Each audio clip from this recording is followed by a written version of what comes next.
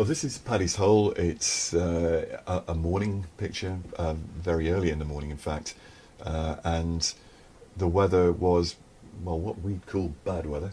Yes. It is. We wouldn't call it bad weather necessarily, but I think most people would. I think landscape photographers, hopefully, will regard any weather as usable. But here it's grey, overcast. The lights are still on in the steelworks in the distance, and it was difficult to make a picture here. But I was drawn to this piece of driftwood in the foreground, and having looked at it in context and thought very briefly about the kind of meaning of it in relation to the very industrial and artificial nature of the environment, I thought it was quite a good theme. Yes, it's quite gestural. It's got the flow of it matching the shoreline. Yeah.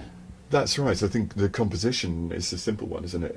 It just sort of it obviously starts in bottom left-hand end of the image and draws up through to the right-hand edge. There's the obvious echo of the puff of steam in the distance, and it's rich in texture.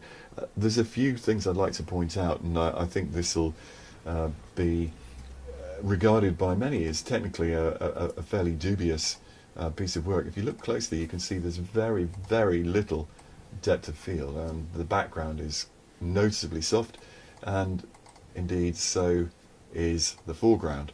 And it's really only in the middle that the sharp texture of the wood is evident. So it's quite a large aperture then.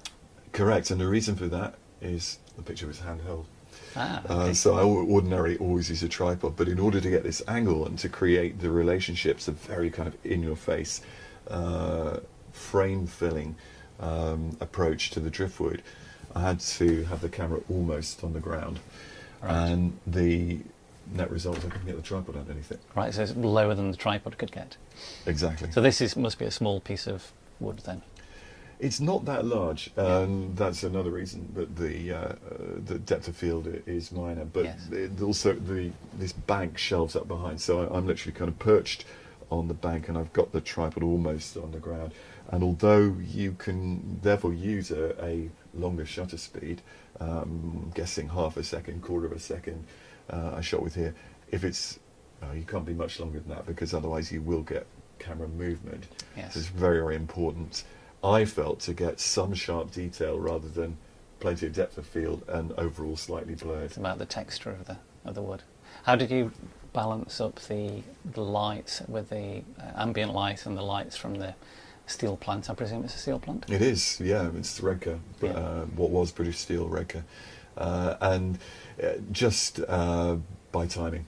So, although I think there may be a filter, but I'm not even sure there were. I think it was probably a two-stop ND grad, but not much more than that. And within 5 minutes, those lights would have been out. So you're just waiting for the light to rise. Is sunrise shot? Sunrise. Or rather, cloud rise. Light rise, maybe. Light rise. And you can see the puff of steam. And these happen only once every 7, 10, 15 minutes. I don't think they're even that regular, but that timing is important. So one small window to take the shot.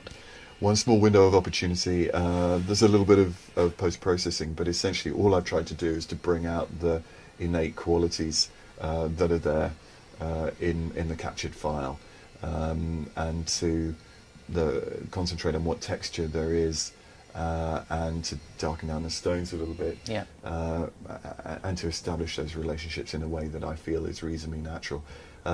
It's quite a casual picture for me in many ways, working without a tripod, but I do like the mood and atmosphere of it.